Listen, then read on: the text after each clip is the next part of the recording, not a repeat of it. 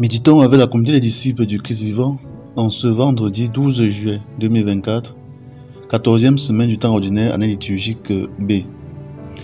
Évangile de Jésus-Christ selon saint Matthieu au chapitre 10, versets 16 à 23.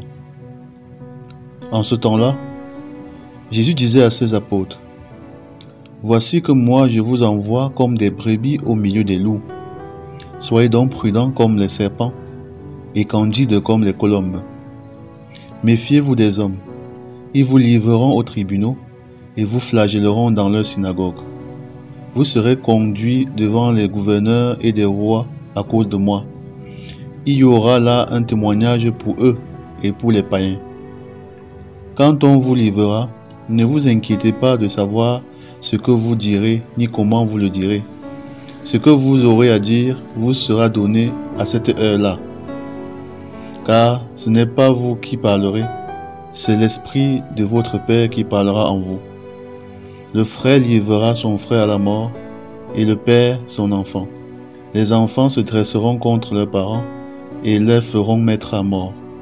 Vous serez détestés de tous à cause de mon nom. Mais celui qui aura persévéré jusqu'à la fin, celui-là sera sauvé. Quand on vous persécutera dans une ville, fuyez dans une autre. Amen, je vous le dis, vous n'aurez pas fini de passer dans toutes les villes d'Israël que le Fils de l'homme viendra. Acclamons la parole de Dieu.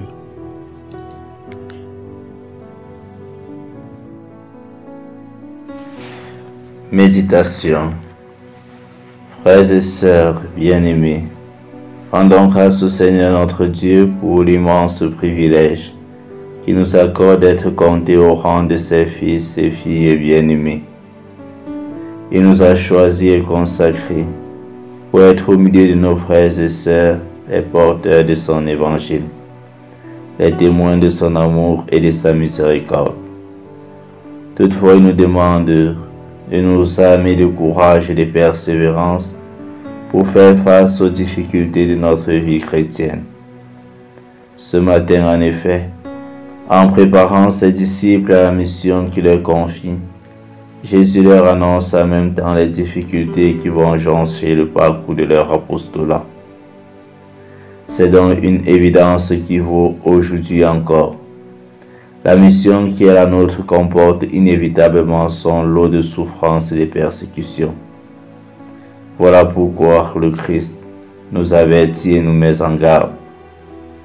Il nous rappelle que nous aurons à faire face à des persécutions, au rejet, aux moqueries venant des gens de notre entourage et parfois même des membres de notre famille à cause de son nom.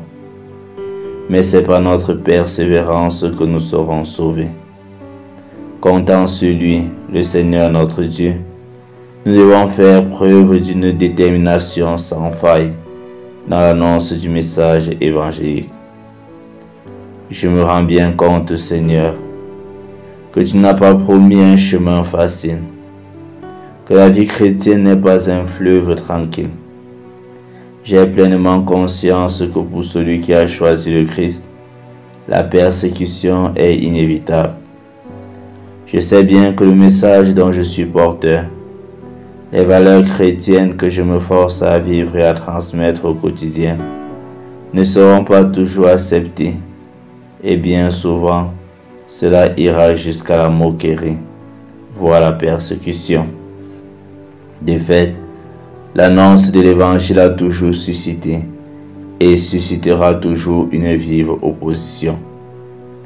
Cependant, je suis rassuré par ta présence, qui seul est capable de dissiper toutes mes inquiétudes. Je sais que si je reste uni à toi dans la prière fervente, si je reste ouvert à l'Esprit, lui m'inspirera en toutes circonstances ce qu'il convient de dire et de faire pour ta plus grande gloire et le salut de mon âme. Donne-moi, Seigneur, le courage de la foi pour ne pas plier aux exigences du monde, le courage de me donner jusqu'au bout, de ne pas me laisser engloutir par l'esprit du monde et du mal, le courage d'accepter de subir toutes sortes de difficultés et de contradictions à condition que je reste fidèle à toi et à ton message de salut. Prions.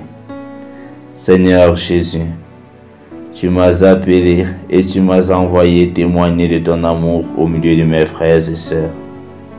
Tu sais que cette mission ne sera pas facile et que je devais apprendre à faire face à de nombreuses mises à l'épreuve. Accorde-moi, Seigneur, la grâce de la prudence, de la simplicité et de la persévérance. Intercession. Prions pour tous ceux et celles qui sont persécutés à travers le monde à cause de leur attachement au Christ, afin qu'ils ne sombrent pas dans leur vie de foi. Exercice spirituel. Réconforter une personne qui souffre dans notre entourage, de la même manière que le Christ nous réconforte dans nos situations difficiles.